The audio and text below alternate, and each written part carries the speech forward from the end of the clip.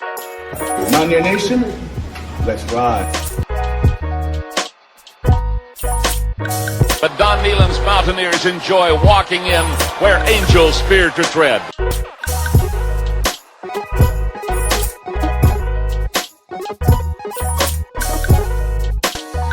As the hills of West Virginia resound with the sounds of Golden Blue football. Here is Harris in trouble. Stiff arms. The would-be tackler comes down over the 25 to 20. Goes around about it to 15 to 10 to 5. A touchdown, West Virginia. He did it.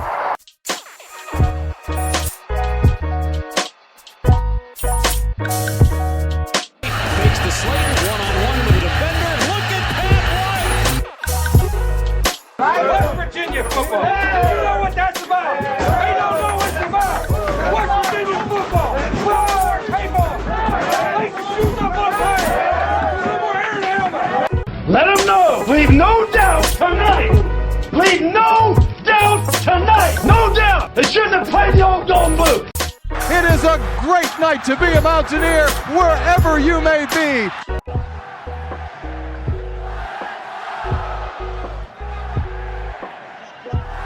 And now, the show brought to you by Mountaineer fans, for Mountaineer fans, the Country Roads Webcast. What's going on, Mountaineer Nation? Welcome into Season 5, Episode 154 of the CRW podcast here to update the WVU football offseason as we continue to progress throughout, get closer to spring football. We're going to bring you guys a little offseason news and notes edition of the podcast here.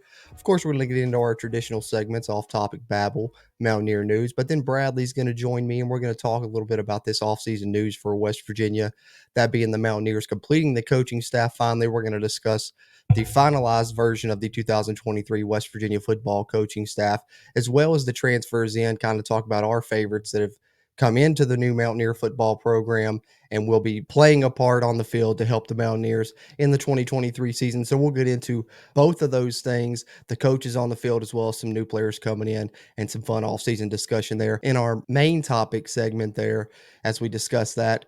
But before that, of course, we will have Off-Topic Babble and Mountaineer News. To lead off with our Off-Topic Babble segment, I figured it'd be fun with this being our first show of 2023 to go back and kind of give my top 10 movies of 2022. I know in Off-Topic Babble, that's usually what I talk about is movies that I've seen. So going throughout the season last year, you guys heard a lot about these movies. So I figured why not share my ranking of my top 10 movies of 2022. So that's what I'm going to get into here for Off-Topic Babble.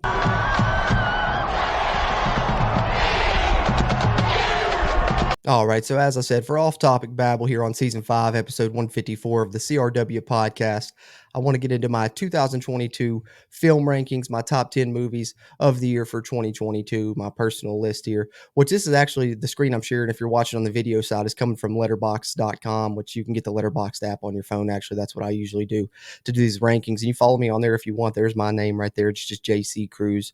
If you do have Letterboxd and want to give me a follow on there, and we'll check out each other's stuff. It's kind of fun. It's basically just a social media for movie reviews, movie rankings, stuff like that. So being the film junkie that I am, that you guys know that listen to the podcast, of course, here in Off-Topic Babble, it's one of my favorite apps, one of my favorite things to play around with. But that being said, I'll kind of scroll through here slowly so you guys can see some of the, I guess, would be honorable mentions from my ranking in 2022. As I'm only going to give you guys the top 10, but I'll name off some of these honorable mentions that really stood out to me, though, this year as I go through, watching a lot of movies as I do. But for me, I guess standouts, honorable mention wise, that are below the top 10 just kind of missed the cut. Violent Night, I know I talked about that. That was a lot of fun. The David Harbour Santa Claus movie is basically Die Hard with Santa Claus, but they also mixed in some Home Alone stuff, and you get Beverly D'Angelo from Christmas Vacation. So not only do they play a lot with the Christmas tropes, but they even bring in some nostalgic Christmas feels for you with the Die Hard concepts, the Home Alone concepts, and then bringing in cameos from actors in other Christmas movies. So I enjoyed Violent Night. That's an honorable mention that stood out.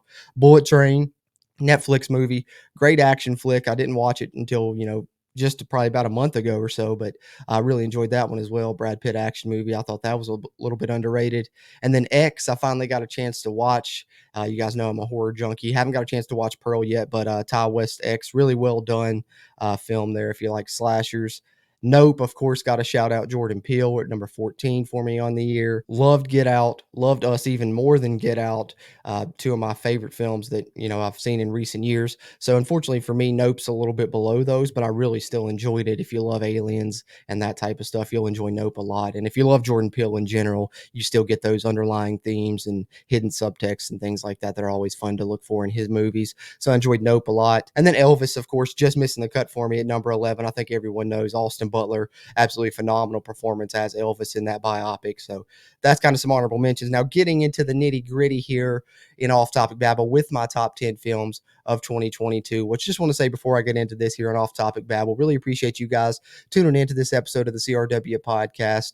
Whether you're tuned into the video version or the audio version, of course, on our YouTube and on the WV Sports Now YouTube. Find our show and a lot of great West Virginia sports content on the web there at WVSportsNow.com. But if you're tuned into either one of those video versions, just do us a little favor real quick. Scroll down right there, hit that thumbs up button, give us a like. It really helps this video's performance, and then that in turn helps future videos performances on the channel here at the Country Roads Webcast. And if you're a West Virginia fan, be sure and hit that subscribe button. Plenty of Mountaineer sports content coming out, and it helps get more of it out to Mountaineer Nation. And then if you're listening on the audio side, of course, you can find it on any podcast platform you like, Apple Podcasts, Google Podcasts, Spotify, you name it. Be sure and share the show around on any of those platforms. But if you're on Apple Podcasts, leave us a rating. That really helps out as well. With no further ado, my top 10 films of 2022, starting at number 10, of course, actually A Christmas Story Christmas. Not a movie I expected to hit my top 10 films of the year, but really well done, I thought. And I think if you're a fan of the original Christmas Story, you really like this movie. So if you haven't seen it, give it a chance. Maybe next Christmas. I know a lot of people probably don't want to watch Christmas movies outside of the holiday season, but it was really well done, nostalgic, and, hit some great points there, when you're talking about father-son relationships and even dealing with grief in some areas and things like that. I'll try not to spoil too much there, but really well done, I thought. So Christmas Story Christmas, get Peter Billingsley back as Ralphie, and I really enjoyed that one. So it hit my number 10. Number 9, The Gray Man, another Netflix original. Great action flick. You get Chris Evans and you get Ryan Gosling. I always love seeing Ryan Gosling in an action flick. Drive's an amazing movie. But here in The Gray Man, the reason that it ranked so high for me on this one is because just watching it, it felt like I was back in, the 90s watching an action flick, or even one of those 80s style action flicks. It just felt very nostalgic that we haven't really gotten as much here, in the last 20 years or so. It's kind of gone the wayside. There's really not too many of those left. Used to get those all the time. I loved those, Steven Seagal movies, Jean-Claude Van Damme, Schwarzenegger, the list goes on, Stallone. But, I think that this kind of had the vibe of those type of movies, just those old school action flicks. So that's why The Gray Man hit up for number 9 for me. Number 8, Scream 5, bringing Scream back. Of course, I'm a huge fan of the Scream movies. It was odd getting one without Wes Craven, rest in peace to one of the greatest horror directors ever. But you guys know, being a horror fan, I was super excited for this one. Scream, one of my favorite horror movies of all time, talking about the original, the first Scream from 1996. And so when they announced this, I was super excited, especially when they announced a lot of the original cast was returning. Even another original cast member who I won't spoil from that first movie, just in case you guys haven't seen it, kind of makes a surprise appearance there in Scream 5. And the reason that this one ranked so high for me was actually higher a lot of the year. It was in the top 5, but of course some movies that I saw later really jumped over it. But I think it's really high for me because it really does tie back to that original Scream movie that, like I said earlier, I like so much, the one from 1996. And I think that a lot of it just focuses on that original Scream, the original one. A lot of it ties back into it. So that put it up there pretty high on my list at number 8. Number 7, a movie that I finally got a chance to watch just about a month and a half ago, and that is The Menu. I'd heard people raving about this since Fantastic Fest, the film festival that it debuted at way back when, but I finally got a chance to watch it once it released on HBO Max, and this movie is great. It's fantastic. Ralph Fiennes gives an awesome performance. Nicholas Hoult does as well. Anya Taylor-Joy on the money too. Just really good. I mean, I wouldn't describe it as horror personally. To me, it's more of a dark comedy. I guess it just depends on what your taste is like and what your palate is like, I guess, and used to as far as horror is concerned, because there are some horrific elements in the movie, but to me it was hilarious. I was dying laughing the whole time. It was just dark comedy, really well done movie, and it'll leave you thinking. It's one of those movies that kind of at the end you'll have to look it up. What does this mean? What does that mean? And I love movies like that, and that's why I got up here for me at number 7, cracking the top 10. And then at number 6 we got another Netflix original actually, and this one I was super excited about because I really enjoyed the first one. It was up in my top movies of the year when it came out. The first one being Knives Out, the second one here being Glass Onion, the Knives Out sequel, ranking as my 6th movie of 2022.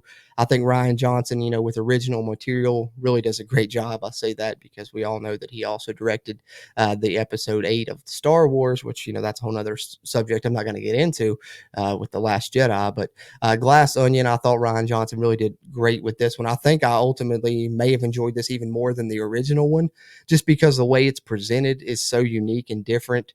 After watching the first Knives Out, you're kind of looking to see where's stuff going to take place, and they really take it kind of a different direction and throw you for a loop. And to the point that this movie is good the first time you watch it, but once you watch it, you're going to have to go back and watch it a second time, because the entire first half of the movie, there are things going on that you don't even know about until the second half of the movie. And then upon a rewatch, you can really look at it through a different lens. And I thought that was so cool and really well done. And especially there's a part in the movie, once you start to learn some things, they go back and kind of retell the beginning of the movie, but from different characters' POVs. So you get to see different things you didn't see before in same scenes that you've already seen throughout the movie. And that was really awesome. I thought something I hadn't seen before. So it definitely was a favorite of mine this year. Gets up there in number 6. So, all right, top 5 now, guys. Number 5 right here for me. You know that this one's near and dear to my heart. As big of a Kevin Smith fan as I am, those that know me closely know it's kind of crazy how big of a Kevin Smith fan I am. But Clerks 3, I thought he did an excellent job. One of his better films I've seen in years. I think that to me, it's top 5 best films he's ever made. I put it even ahead of Clerks 2. And for me, I really like it because it shows. It's still hilarious because, obviously it's a Clerks movie. You're going to get the comedy. But I think in Clerks 3, it kind of shows Kevin Smith's growth, not only as a filmmaker, but as a person, because it really involves some of his personal things that he's gone through in his life recently in Clerks 3. And also Clerks 3 is a very emotional movie, which is something I didn't expect going in. Obviously, you're expecting to laugh, which you do. There's a ton of laughing. So it really was a good job of balancing the comedy, but also adding some different emotional elements as well. And I thought it really hit home, especially if you're a Kevin Smith fan. If you're a fan of the Clerks movie series, you're really going to love this. Great callbacks to that original film. And that's something that I do like when some of these reboots are coming back. The ones that really pay homage to like the original film, what I talked about with Scream and stuff, the ones that you hold so near and dear that your heart, that is the reason you're watching the reboot or the sequel or whatever. And if they really pay homage to that, I think that's well done. And Clerks 3 definitely does that. Love Kevin Smith and I absolutely loved this movie. That's why it hits my top 5. Number 4, obviously one of the biggest movies of the year, one of the most talked about movies during 2022, especially during the summer. It was the film of the summer, I guess you could say, and that's Top Gun Maverick.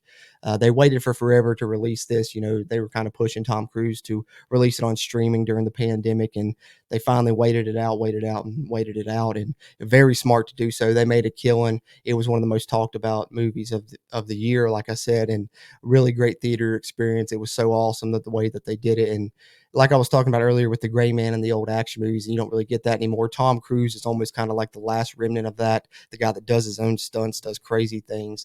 And all of his movies, you can really tell, how hard he works at them. And you could definitely tell that in Top Gun Maverick. And same thing I said with Clerks 3 and Scream, of course, pays great homage to that original film. Love that movie from the 80s, the original Top Gun, as I'm sure most of us do. And that's why a lot of us went to go see this movie, but really well done. One of the better reboots you'll get. Top Gun Maverick, number 4 for me. Top 3, here we go. Number 3, I finally got a chance to watch this one in the past month or so, and I've watched it a couple times actually since then. But Steven Spielberg's new movie, The Fabelmans. If you haven't heard of it yet, what you're basically getting here is Steven Spielberg telling his life story, or at least a portion of it, his younger life up until the time when he finally got into the film industry, and just kind of changing the character's name to Sammy Fabelman rather than using his own name because he thought it would be a little bit too pretentious, is what he said. But I think if you're a fan of writing, directing, or filmmaking in any aspect, really, this is a movie for you, because it's absolutely awesome. Just kind of watching him fall in love with the craft, and the love letter that it is to film is really awesome to me, and it really hit my heart. The first time I watched it, I'm not gonna lie to you guys, I was tearing up like 30 seconds into the movie, and that just continued throughout. Really well done. And I'm sure, I know it's nominated for Best Picture. I think Steven Spielberg's nominated for Best Director at the Oscars as well. So hopefully he's able to bring home another one, because Spielberg certainly deserves it. So The Fabelmans is my number 3. Definitely check that out if you haven't already. Number 2 and number 1, I think I talked about both these on the podcast in the past. When I first watched them, they were both up near the top. I wondered if they'd stay there, and they did indeed. Number 2 actually has the most nominations at the Oscars this year. I think it has 11 nominations in total, if I'm not mistaken. But that's Everything Everywhere All at Once. This movie is so awesome. It's unlike anything you've ever seen. I mean, it's wild. It's out there. Now, go in with an open mind, because it's going to take you some places that you're not expecting for sure. And maybe some of it's a little bit, too much for you, a little bit too corny. That's kind of the criticisms I've heard about. Some of it is I was with it until, they went a little bit too far with it or whatever. But for me, they just nailed it perfectly, hit it just right, I think. And not only is it wild and crazy adventure that's an adrenaline ride, but it's also funny, and it has some really great heartfelt moments as well. The fans of the Goonies, you get Data returning. I mean, he's a guy that, was a child actor and had quit the business for years and years, and finally comes back for this movie and puts on an awesome performance that'll really, be a tearjerker, some of his lines and stuff. His return, I think, is a really awesome story. I think he's nominated as well for an Oscar, as he should be, for his performance in this one, as the lead is in this movie as well. And she does an awesome job. Like I said, a lot of nominations for this movie, and they're well deserved. If you haven't seen Everything Everywhere All at Once, watch it immediately. I definitely recommend it. Literally, as soon as the 4K came out, the day that it came out, I went and bought it.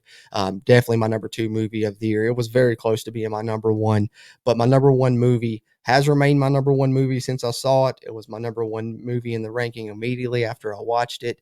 I wondered if it would stay there because it was so early in the year. I believe it was in March, if I'm not mistaken. But that is The Batman. Matt Reeves' film, The Batman. It's everything I've always wanted a Batman movie to be. I love the fact that Gotham's like its own character in the film, and it's just got this dark and gritty undertone, and you get detective style Batman like you've never seen it before. I absolutely love Matt Reeves' The Batman. I think it's the best Batman film ever made, and I think it was the best film of the year for me, my favorite film of the year. I've seen it, 3 or 4 times now.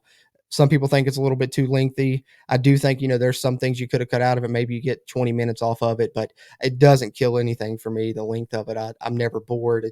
I love the movie. It's an absolute masterpiece if you're a fan of comic books, if you're a fan of Batman from the comic books. It really just has that feel that I don't think they had captured yet up until this point, the rainy Gotham. And that, like I said, to me, that's really what stands out to me. It almost feels like Gotham City's its own character in this film. They nailed it in a way that it hasn't been nailed before. And Robert Pattinson, I know there was some skepticism about him playing Batman, but I think that went away after this movie. And I can't wait for part 2 in 2025. And I love the fact that they're keeping it separate from the regular DC universe, and it's its own Elseworld story, and they're just going to build their own Batman universe that's separate from the Batman that will be in the DCU coming up as they start that in 2025 as well. But having said that, awesome film. Of course, watch it if you haven't already. It's on HBO Max right now, I do believe. But The Batman from Matt Reeves, excellently written, excellently directed, just well put together. And, can't say enough good things about the movie. The score is phenomenal. The score when Batman comes out, it's kind of reminiscent of, Darth Vader's theme in the Star Wars movies a little bit, but it's so awesome, especially when you get that first appearance and it's raining and you don't hear anything but the raindrops, and then you just start hearing his heavy footsteps and that theme kicks in. Oh man, it gives me chills just thinking about it, guys. So definitely The Batman is my number 1 movie of 2022. So wanted to share with you guys my top 10 films of 2022 here for Off Topic Babble. But of course, I'm not saying these are the best films of 2022, just my own personal favorites. So, my list is just my list, but I would love to hear your all's list. What are some films that you guys enjoyed throughout 2022? If you're watching on the YouTube side, let us know in the comments. I'd love to hear your all's opinions and be able to interact with you guys a little bit on some of this off-topic stuff as well, just like we do with the West Virginia stuff. That's why I always love including this off-topic babble segment in the podcast. But having said that, let's get back to our main topic at hand, that being our West Virginia Mountaineers, of course, and let's dive in here on some Mountaineer news.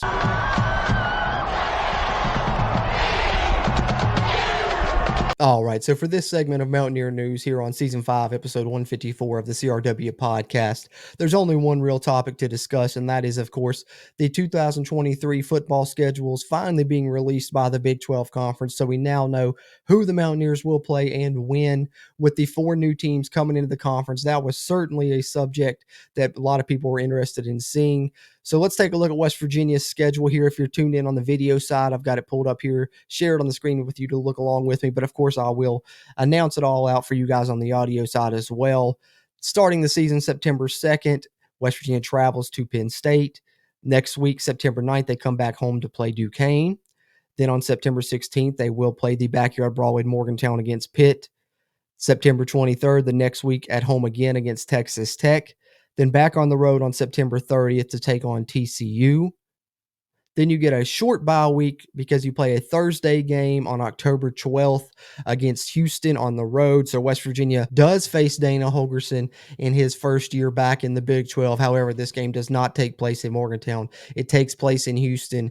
To me, that's kind of unfortunate. Would have loved to see it in Morgantown. Hopefully, Dana sticks around for another season in Houston following this season so that he gets the chance to have that return trip to Morgantown, hopefully, and we get to get him back in West Virginia, and that'll be a lot of fun for that one. But I'm sure that game on Thursday night at Houston will still be a lot of fun. Then on October 21st, the Mountaineers come back home to play Oklahoma State before going on the road to Orlando to play another one of the new teams in the conference in UCF. Mountaineers come back home on November 4th, play BYU, so you avoid the trip to Provo at least. That's nice. And then you've got an away game on November 11th against Oklahoma. And then West Virginia comes back home for their final home game of the season on November 18th against Cincinnati. And then West Virginia's final game of the 2023 season will be on the road on November 25th against the Baylor Bears. So if you're looking there, West Virginia is one of only a couple teams, I believe, in the Big 12 conference that will play all four of the new incoming Big 12 teams. Looking on the schedule there, as you see, West Virginia plays Houston, UCF, BYU, and Cincinnati, which means West Virginia doesn't play four teams throughout the Big 12, and those are Texas, Kansas State, and Iowa State. So those are the teams West Virginia has played for the past decade every year that they will not be playing this upcoming season, and instead replacing those with the four new Big 12 teams. So honestly, looking at this schedule, just kind of my thoughts. I love the fact that West Virginia gets to play, Cincinnati and UCF. That was kind of my main thing with it. I wanted to see West Virginia play the other Eastern time zone teams at least. But I love the fact that West Virginia gets to play all four of the new teams. That's great. The only concern I have about this schedule is you have a brutal opening here if you're talking first 4 or 5 games. Penn State on the road, they're going to be probably a top 5 team. Pitt's going to be good again, probably a top 25 opponent. We know Neil Brown struggled against Texas Tech, hasn't beat them to this point, 0-4.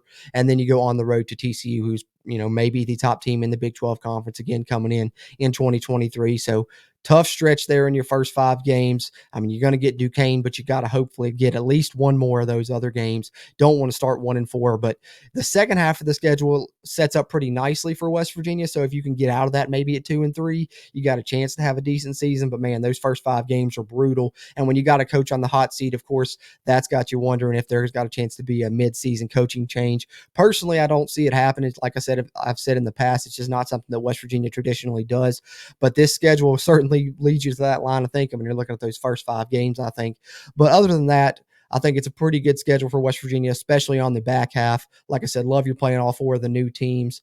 Wish Houston was coming to Morgantown. Wish the first 5 was a little bit easier. Those are kind of my complaints. But overall, won't complain too much with the draw that West Virginia got here, being one of the only teams to get to play all the new Big 12 conference teams. But that's pretty much what I wanted to cover here in Mountaineer News. Be sure and let us know your thoughts on the West Virginia schedule here for the 2023 season and how you think it may turn out for the Mountaineers in the comments down below if you're tuned in on the video side. That being said, let's dive in here on our main topic of this episode of the CRW podcast as me and Bradley get into our off-season news and notes discussion, discussing the coaching changes and the now completed West Virginia coaching staff, as well as some players that have transferred in and our thoughts on the upcoming West Virginia roster for the 2023 season as we get closer to spring football.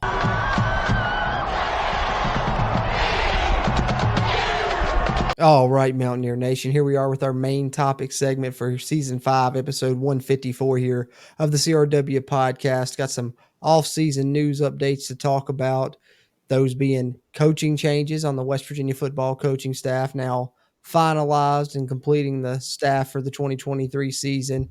And, of course, we got some transfer news. Wouldn't be an off-season without talking transfers. Got some transfers in that have came in for West Virginia now that we can talk about here. So, bringing in my great co-host here, Bradley, to talk some Mountaineer off-season news with these coaching changes and transfer updates. Bradley, how's it going, brother?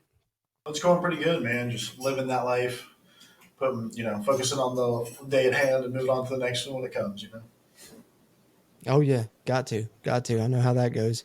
Absolutely. So before we get too far into this, I'm sure if you're watching here on the video side, If you're listening on the audio side, we'll give it out for you. Bradley's Twitter there at Big Bubba Brad, CRW. Yeah, absolutely. It's been a little dry here recently because I've just been, still in the process of moving and everything and getting set up. So I'm hoping this summer, though, things are going to start getting a little bit more smooth, going to have a little bit more free time on my hands. So definitely going to start popping back into recruiting because that's when it's going to start getting hot. So I hope to be posting from there more here soon. Absolutely. So be on the lookout for that, Mountaineer Nation. Give him a follow there for sure. Some good content there, more Mountaineer news updates and Mountaineer recruiting updates coming in the future for you guys there. But here in the present time, of course, like I said, transfer news and coaching news. Let's start with the coaching side, Brad. We'll just go through them individually, I guess. West Virginia, first one we'll talk about, I guess, will be Bilal Marshall coming to West Virginia as wide receivers coach. I know that one's kind of been a little bit of a way off now. There were some other names that guys were talking about potentially wanting. I know Stedman Bailey's name came up. Ryan Switzer kind of was named coming up as well. That was a fan favorite, but ultimately West Virginia goes with the guy that they have experience with in Bilal Marshall, now finalized and confirmed by the university, and he's going to be West Virginia's wide receivers coach. Do you like the move, and kind of what are your thoughts on this first coaching move we'll talk about here? Yeah, it was definitely an interesting move, and to me, it almost felt like more of a – it definitely wasn't a splash. I think a lot of people questioned, who this is, and people inside the program knew who he was. But to me, it felt more like a refinement. Like they're getting guys that they can really trust, that like are future guys, and they're just like, hey, jump in here and do what you can, and it's going to be all hands on board. Like everybody's just going to be trying to get this thing turned around. And so it's just like we're going to grab who we think is going to put their most effort into it, the most heart into it, and we're just going to see if we can make this year splash, I agree with you. And well, then that left West Virginia looking for, we knew they needed an offensive coordinator and a quarterbacks coach, as Graham Harrell served as both of those last season for the Mountaineers, left for Purdue. So West Virginia was looking for an offensive coordinator and a quarterbacks coach. So we, kind of were expecting a hire that would maybe fill both of those roles. Instead, West Virginia promotes Chad Scott, who I know you and I have both talked about in the past, being a fan of and being one of the best assistant coaches on this staff. And if you were going to promote somebody, that's who we were hoping to see. So I know that we're excited about that. So then West Virginia was still left looking for a quarterbacks coach. The interesting move that they pull there, of course, is actually moving Sean Reagan back to quarterbacks coach and actually hiring a tight ends coach in Blaine Stewart, son of the late, great West Virginia coach Bill Stewart, to serve as tight ends coach for the 2023 season. So those three moves are kind of how West Virginia completes the coaching staff in all here. We've talked about Bilal Marshall. Let's talk a little bit about Chad Scott now. Maybe the most significant move of the three here, of course, considering that he's going to be the offensive coordinator. I know that we all kind of assumed this probably means Neil Brown's going to call the plays for the 2023 season, but in Neil Brown's most recent press conference, he actually surprised me a little bit as he hinted that Chad Scott will get to call plays at least in the spring. So it almost seems like maybe the spring will be a little bit of an audition period for Chad Scott to potentially serve as the offense's play caller in 2023, Bradley. But what do you think about the move of Chad Scott's promotion, and do you think he'll get a chance to call the plays? Yeah, I think if anything, people might debate Neil Brown on like his coaching calls and stuff like that, but I think that he's been very self-aware of his situation. He's like really known that he's not lived up to expectations, and he'll tell you that. He's been the first guy to tell you that, and I think that you kind of have to respect it. He's not trying to hide it at all. He's not trying to sugarcoat things. He's like, we've not been a good product. This is entertainment. People don't want to watch it. Fans aren't happy, and they have every right to not be happy. And so I think that letting Chad Scott come in and like give him a chance, like, why not? If he can do better than me, why not give him a chance? And, some people feel like they didn't see that in Graham Harrell. And I don't know fully on that situation, but I know he trusts Chad Scott probably more than he trusted Graham Harrell. And so he's going to have a better chance than Graham Harrell did maybe. So kudos to Chad Scott. He's got a hell of a room there. CJ Donaldson has been talking killer. He's been, I think that guy's going to come in and have a crazy year. And I think that it's because he's inspired by Chad Scott and the program, and that could be the spark that we honestly needed. Down to Blaine Stewart, though, and I feel the same way Sean Reagan, too. I feel like it's a trust thing. He's like, it's a full indicator that Neil Brown's just buckling down the hatches, getting guys he can trust, and just either it's going to work or it's not, and that's where we're at. And so Blaine Stewart's one of those guys that he believes are really going to pitch in and give it his all because he has those West Virginia roots. Yeah, I think so too. And I think along with that, to me, it's a move that they're kind of hoping, and maybe I think in some aspects it's kind of rallied the fan base a little bit. And I think that's maybe what they were hoping with it, because that's one of the things I know we talked about previously when we talked I about some really of these wanted to see coaching Pat moves when White. we were Yeah. doing our off-season wish list. We were talking about, getting a guy like a Pat White, somebody that'll really get the fan base bought back in. And so on a different level, I think they kind of do that a little bit because, everyone had great respect for Bill Stewart, be the feelings what they may about his tenure here. I know a lot of people have mixed feelings there, but complete, that discussion aside, everyone respected him as a man and as a person, and he's always beloved throughout Mountaineer Nation, and of course loved West Virginia and the university. And so bringing in his son, I think, the fans are going to love that move. So I think you add that aspect as well. I think that's maybe something a card they were trying to play there with that move as well, possibly. Yeah, I still would like to have seen Pat White, but I get it.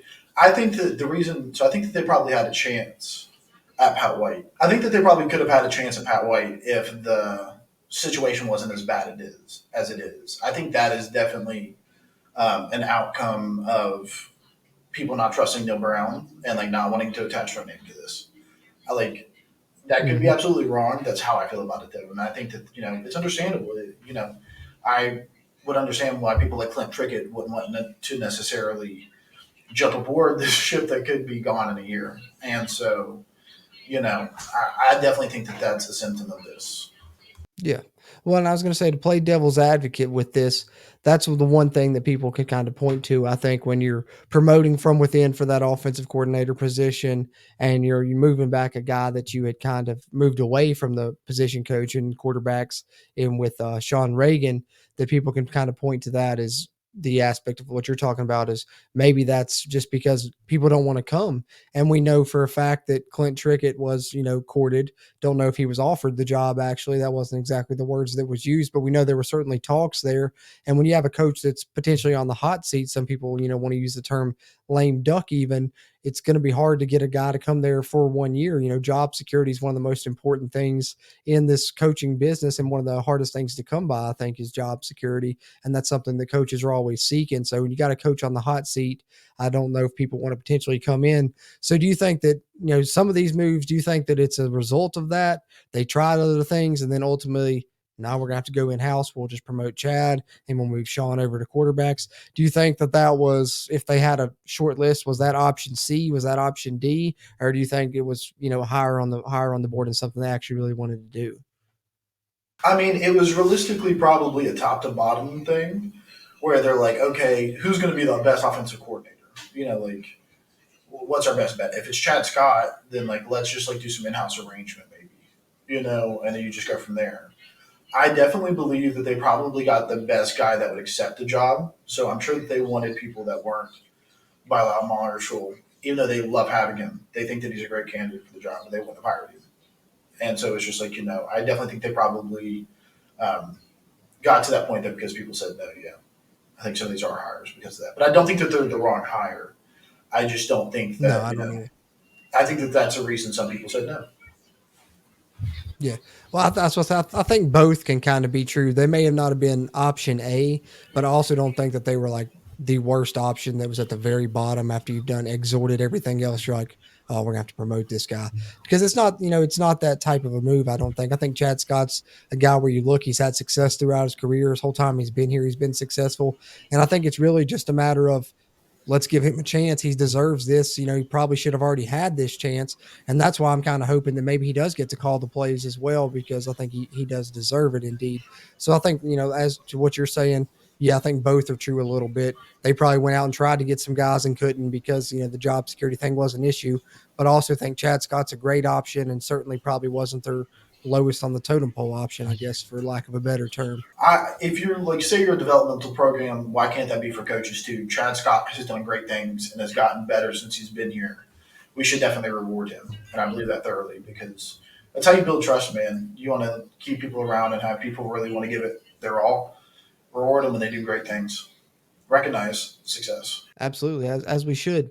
But I've got a theory that I've kind of developed lately. I don't know. I think I put this up on one of the videos on YouTube. I'm pretty sure I'm not 100% sure which one off the top of my head right now.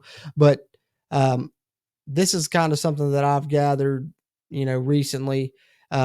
and one of the things Neil Brown said in his press conference kind of made it stick out to me. He made the comment that he really didn't get involved in the offense last year until the final 3 or 4 games of the season, which I think we all saw the offense take a turn during that time. And, I got to thinking what coincided with that time frame was Shane Lyons being fired just before, those 3 or 4 games in which Neil Brown said he got involved with the offense. So I think ultimately, thinking back on it, it feels like to me that bringing in Graham Harrell was probably a Shane Lyons move, in my opinion, last offseason. But they didn't want to, come out and say that. So, told Neil just address it as this, that you want to do this and that. Because I think looking at it now with, hindsight being 2020, the fact that Neil Brown is kind of wanting to go back to Sean Reagan as quarterbacks coach kind of shows me that maybe he didn't really want to divert from that path. He still would have kept Sean Reagan as quarterbacks coach. And even if he lost Jared Parker, maybe he would have called the plays. But I think Shane Lyons made the move, from the outside looking in. Our defense has been good. Offense has been bad. Let's make a move to improve that. I'm going to bring in a coordinator and quarterbacks coach and kind of put Graham Harrell on Neil Brown. Maybe that played a part in Shane Lyons firing. Maybe it didn't. But I think just the moves that we're seeing now kind of play into that to me. And then when my ears kind of perked up when I heard Neil Brown say that about the final 3 or 4 games of the season, because I think once Shane Lyons was gone, then maybe, he felt like he didn't have to adhere to the mandate of Graham Harrell having more autonomy. He got more involved in those final 3 or 4 games. And then that also makes sense of why Graham Harrell would leave with still years on his contract for what could potentially be considered a lateral move going to Purdue. And then, of course, what Neil Brown's done this offseason, promoting from within and moving Sean Reagan to quarterbacks coach, kind of shows that maybe he wanted to stick with Sean Reagan as quarterbacks coach all along, and Shane Lyons is the one that made that move. I don't know. That's just kind of what I've been looking, kind of reading the tea leaves. Yeah, that's definitely, and I haven't thought about that either. Yeah, that's a really good point. Just, I could see Shane Lyons kind of like wanting to force that move and be like, hey, you haven't gotten things right. Here's my decision. Let's inject this really great offensive coordinator and give it a shot. And maybe Neil Brown was trying to stick to his man, as Neil Brown does. I wouldn't be surprised by that. And, the Shane Lyons being gone, and the first thing that they do is, reverse a few things. First, I'll take a step back, turn around and put Sean Reagan back where he was. And, and maybe with Graham Harrell, you get JT Daniels, and then it's not necessarily even what Neil Brown wanted to see at all anyway. He was wanting to play Garrett Green. Who knows? Nico Markio. Well, it could speak to why there were some issues there with the offense. It could have been a chemistry thing, even if, because, those like forced marriages aren't always, the best for a locker room. If indeed Graham Harrell wasn't somebody that Neil Brown personally went out and got, and it was somebody that was, put on him by the athletic director and Shane Lyons, that could have caused issues there too. So who knows? Absolutely. I mean, it definitely answers a lot of questions that people have been asking.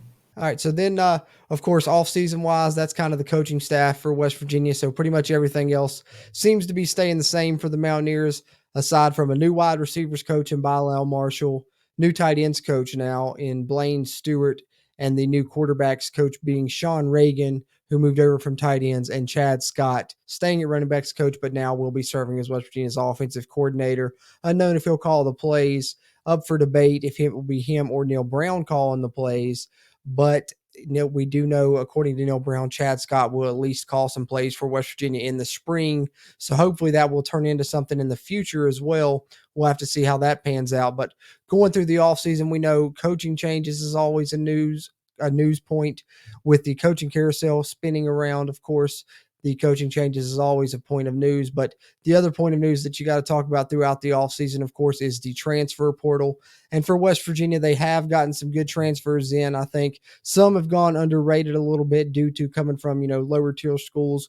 We've talked about them a little bit, Brad, but just as a refresher, the names that have transferred in to West Virginia: wide receiver Jashawn Polk from Kent State, defensive back Montre Miller from Kent State, tight end Cole Taylor from LSU, a defensive lineman in Devon Hawkins from Tennessee State, a kicker in Michael Hayes from Georgia State, a defensive back in Keyshawn Cobb from Buffalo, a wide receiver from Devin Carter in NC State, and a defensive lineman, Fatorma Mulba from Penn State.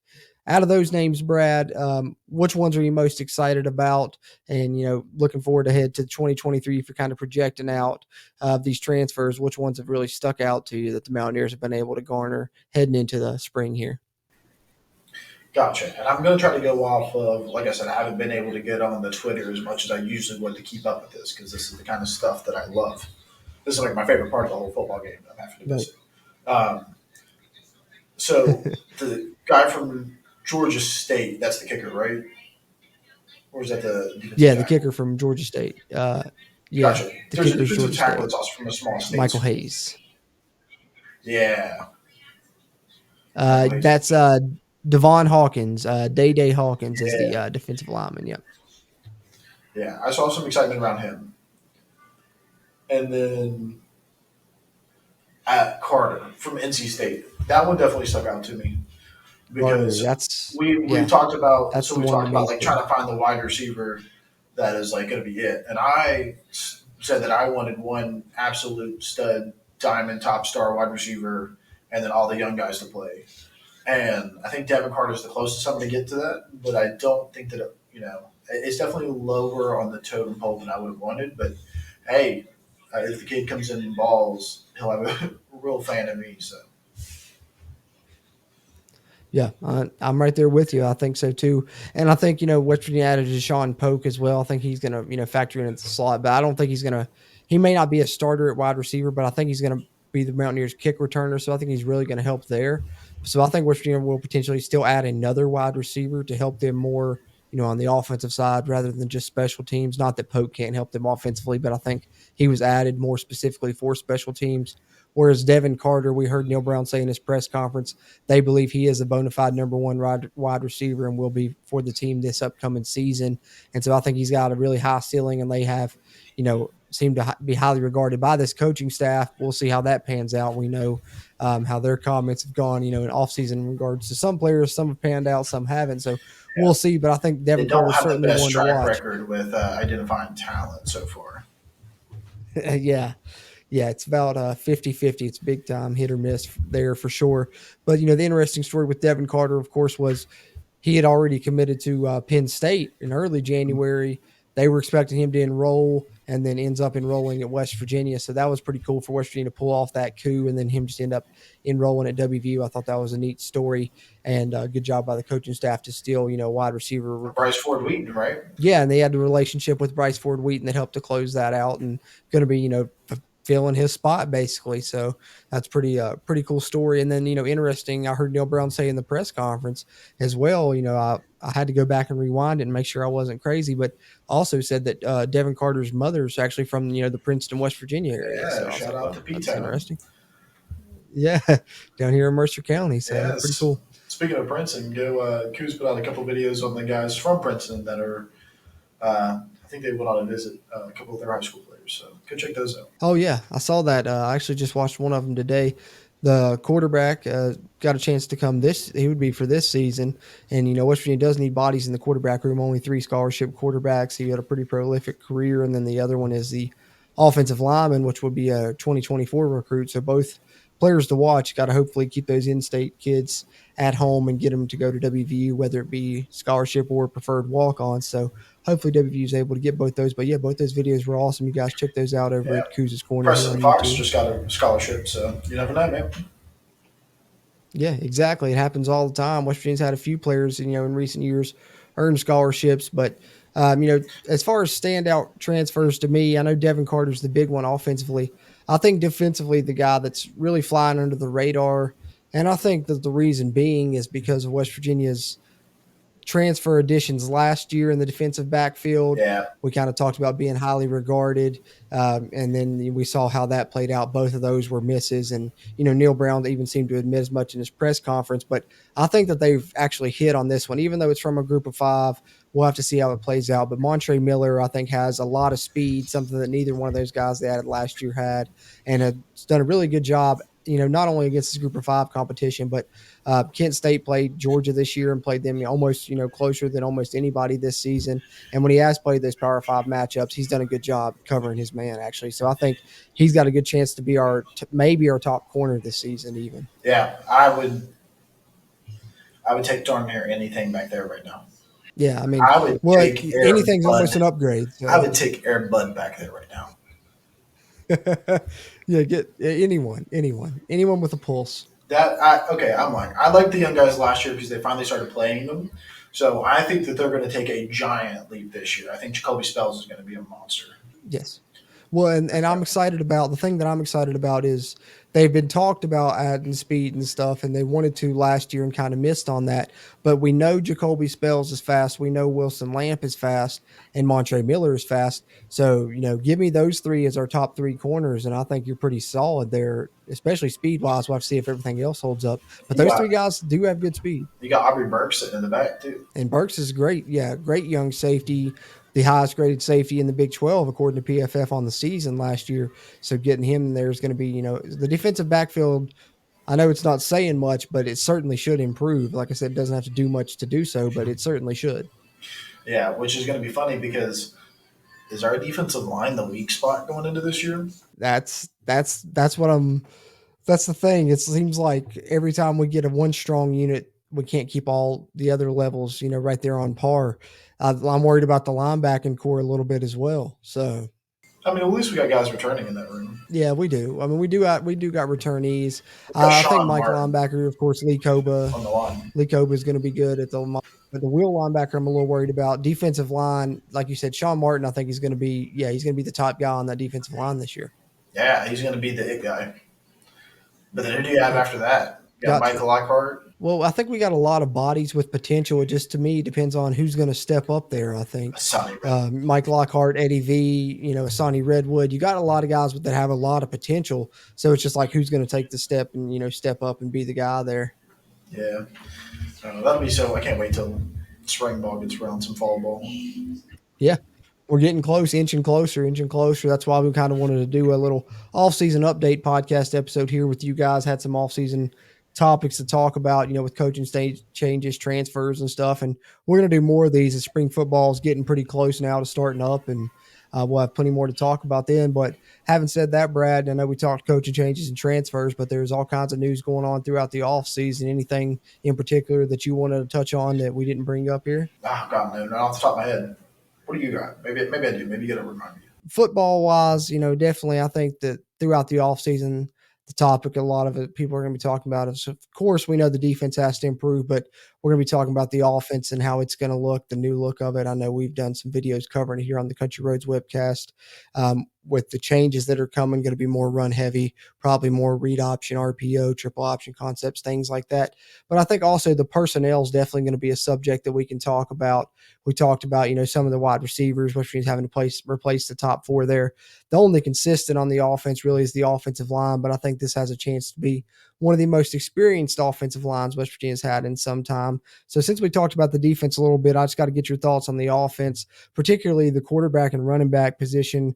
Running back absolutely loaded. You got 4 or 5 guys there. How do you think West Virginia is going to manage that? Maybe playing multiple at once. I don't know. And then quarterback, of course, it's 2 guys, Garrett Green, Nico Marchiol. If you're going into the spring, who would you have as your number one heading into spring football? I'll answer the last one first. Going into spring football, I'm happy with either one of them, man. Like, I'm just excited. They're both exciting players. They both got the it factor. I personally believe Nico's going to be next level, but Garrett Green has showed really, really good things in the time that he's been here. A lot of it with his feet, but I think that he's got the potential to have the arm too if he's the guy and he gets the focus, So to either one of them, I think that we're going to be in good hands. I think that we should probably have the best running offense that West Virginia has seen in well over a decade, and probably longer than that. Like, this run game should be ridiculous. If it's not, fire everybody. You've got a line that's been there for an eternity. You've got 3 back-to-back-to-back freshman All-Americans, right? Yep. And you've got a 4-star and a 4-star. Like, no. If you don't put almost 300 yards on everybody every game with C.J. Donaldson in the back, it's just unacceptable. So, better have the best running offense that I've ever laid my eyes on. So if the defense can pull something together, then we've got a chance because, I think that really tends to Neil Brown's football style. He's a very patient, less drives the better. Even though he's air raid, I guess. He's always been a clock manager, man. He's always been, I'm going to use my time. So. Yeah. I agree with everything you said, and I think that's what's setting this up to be a very intriguing off season, and of course a very intriguing 2023 football season. Not only because of the concerns of Neil Brown being on the hot seat, and we know he has to win in order to keep his job, but I think it's a nice contrast, if you will, the fact that the fan base is so down that it's almost to the point of apathy with this team, while at the same time, quietly, Neil Brown is kind of building what seems like a football team that's really fit to the mold that he's been trying to get to during his whole time at West Virginia, being leading into the run more. We've talked about his record, 18-4, I believe it is, when running for over 100 yards, undefeated when running for over 200 yards. And he's assembling, an offense that really has the capabilities to do that.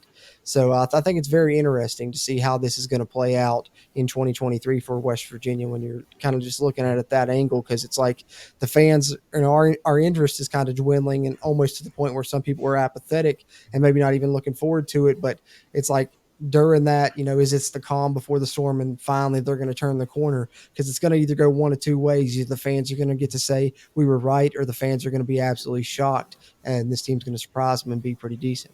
Yeah, absolutely. I mean, that's all you can hope for, right? Like, that's the goal. And that's pretty much where we're at. And it's going to be, a true testament of Neil Brown could actually get it done. It's just really unfortunate that he's got to play Penn State at Penn State and then turn around and catch Pittsburgh a few games later at home. Yeah. God, if he does it, then like God, I will eat all the crow in the world. But yeah, me too. And I also want to say, to that point, he's 18-4. I'm pretty sure I know he was undefeated going into the season when rushing over 100 yards, because it's something you talked about so frequently. And it was such a great stat. And that might even be a testament to how bad our defense was this year. Like, Neil Brown had 6. I think he was 16-0 going into it, which means he had about 6 100-plus yard rushing games, which he had not really had at WVU all that much. And he wasn't just putting up 100-yard rushing games. He probably had 4 200-yard rushing games. It was crazy. So if we had any semblance of defense, and that statistic probably holds better. Yeah. Well, and that's when you're looking at it, and that's with, even though the offense was relatively balanced for the most part, I think it was certainly an offense that was probably more predicated to be pass heavy, especially with Graham Harrell and JT Daniels, and probably a lot of their concepts and stuff were more leaning that way. So I'm just interested to see with the pieces that they have and a whole offseason to be able to make this change that we're talking about, what the offense is going to look like for one, with that run style, and how much more successful can it be, and what that can mean for West Virginia, because like you said, the record speaks for itself when they do run the ball well. So I don't know, it's really interesting to see how it's going to play out. Well, when they've ran the ball well and had any modicum of respect to the defense, they've won. The years before that, they won all those games. And so it's just can they do it again this year? And I think absolutely. So and I will say the one thing that I haven't mentioned is they've got some unknowns at the wide receiver, is the best we can call them. But that can be really high or really low. When you got people like Rodney Gallagher and Traylon Ray and Carter in the wings that you just don't know what they're going to give you, I'll roll my dice on that, because I've got a great running back room and I've got a good offensive line. If they get me one random catch that just goes for 45 yards, or you get me a touchdown out of nowhere, then man, that's so much momentum that a running offense is just teams can't keep up with that, Yeah, and it's like we said with the guys on defense, I think that those guys have, speed more so than maybe some guys in the past recent few years have had for West Virginia at that position. So at least you're adding playmaking potential there. And I think as far as the guys throwing it to them, we've, mentioned it before, and I can't, not mention it again. I'm super excited to finally see a dual threat at quarterback that can hurt you with his arms or his legs, whether that ends up being Garrett Green or Nico Marchiol. Although they have different running styles, both can make plays on the ground. So I'm excited for that. But also I think it bears to mention that it's going to be the first time, in a long time, West Virginia is starting an actual high school recruit at quarterback. I think the last one to start was Chris Chugunov, and the last one to start a season opener was Paul Millard back in 2014. So you're looking at basically a decade. And if Paul Millard was kind of on again, off again starter. I know he started that 2013 season, but that was a quarterback carousel, and we know that season was a mess. So really, you're probably going back 2012. Geno as true high school recruit that started significant time at West Virginia, as we know Chugginoff was just a fill-in 2017. So over a decade really since you started a high school recruit at quarterback. So just another intriguing storyline to kind of look to as we get closer to spring football, I guess. Yeah, and how nice will it be that if one quarterback happens to have to come out of the game, we've got another quarterback that's a mirror copy going right back in. And I think there's something great to that when you got, knock on wood, of course, transfer portal open after spring, but potentially have two guys that either one can get it done for you. And I think look at the game against Oklahoma State just to show you that. Garrett Green started off playing good, and then Nico came in and did what he had to do to close out that victory. So both those guys, I think, are guys that, to me, just have that winning factor, I guess you could call it. They seem like winners. They have that type of, it factor mentality, it's I the guess. Factor. For have it as either a one. quarterback. Yep. Didn't like it. I think either one of those guys have it. Yeah. But having said that, Brad, I guess they'll pretty much get ready to wrap up this segment. But want to mention one more time, give Brad a follow on Twitter, as I said there, helping us out on the Country Roads Webcast recruiting side a lot there and posting some good WVU content at Big Bubba Brad CRW for those of you on the audio side. But anything else you want to plug, Brad, before we get up out of here with this segment? Yeah, I want to plug my man Jorden in the Country Roads Webcast. This guy's been out here killing it, putting it out on the lot himself. And he's been putting out quality content. So make sure you guys are liking that, hitting that like button, smashing the subscribe button, commenting it up, because, it's just top-notch stuff, and, definitely deserves that shout-out. So I appreciate that a lot, man. It means a lot. Of course, you're one of the ones that helps it all go as well. So I couldn't do it without you and helping me keep these podcast episodes on the rails. And appreciate you, of course, for joining in this segment here on Season 5, Episode 154 of the Country Roads Webcast.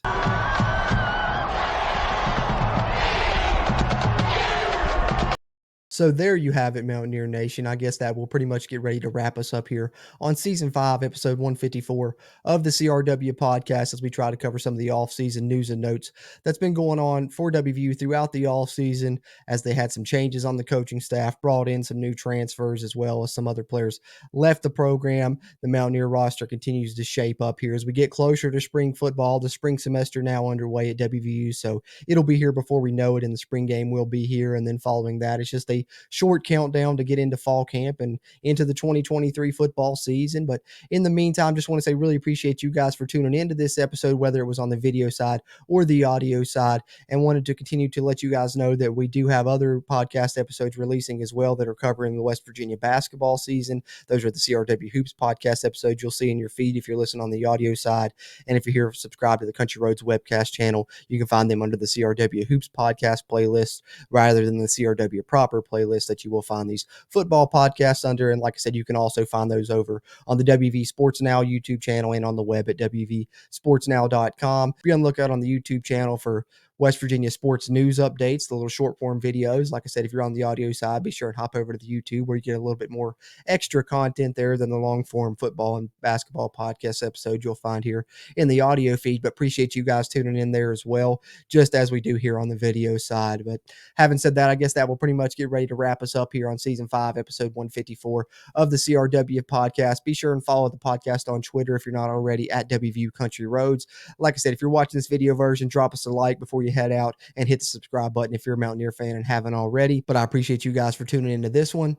As always, I'm Jorden Cruz, and until next time, let's go Mountaineers. If you really want to know, then come on, let's go. Take a stroll down those